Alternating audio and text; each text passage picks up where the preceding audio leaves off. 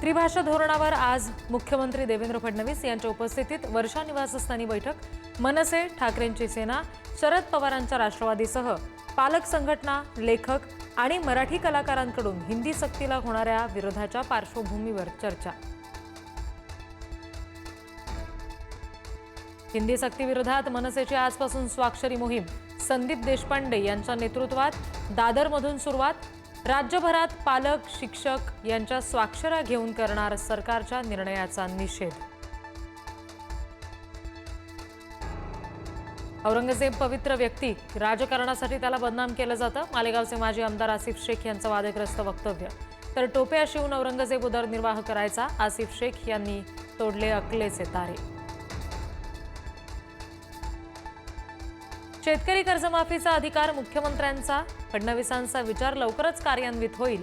कृषी मंत्री माणिकराव कोकाटे यांचं वक्तव्य। मात्र शेतकऱ्यांनी कर्ज भरलीच पाहिजेत, कृषी मंत्र्यांनी केलं स्पष्ट। धाराशिवमध्ये पवनचक्कीच्या वादात शेतकऱ्याला पोलिसांकडून मारहाण। जर पोलीस गुंडांची भूमिका पार पडत असतील तर न्याय मागायचा कोणाकडे? राजू शेट्टी यांचा सरकारला सवाल।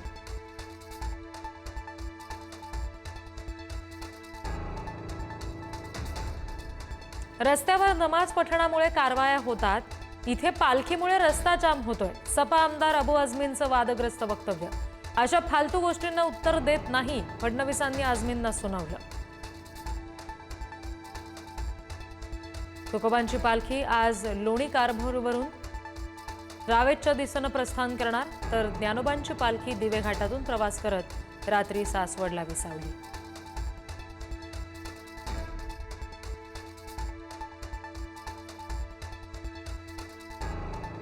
नाशिकमधील सिंहस्थ कुंभमेळ्यासाठी रिंग रोडला मंजुरी। मुख्यमंत्री फडणवीस आणि केंद्रीय मंत्री नितीन गडकरी यांच्या बैठकीमध्ये निर्णय।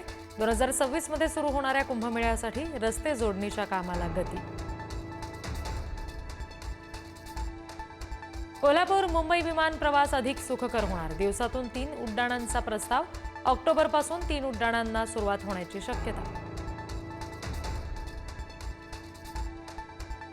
राज्य आजपासून सलग 2 दिवस अतिमुसळधार पावसाचा इशारा। कोकण, मध्य महाराष्ट्र आणि विदर्भाला पावसाचा येलो अलर्ट जारी। मुंबईसह उपनगरात सुद्धा संततधार।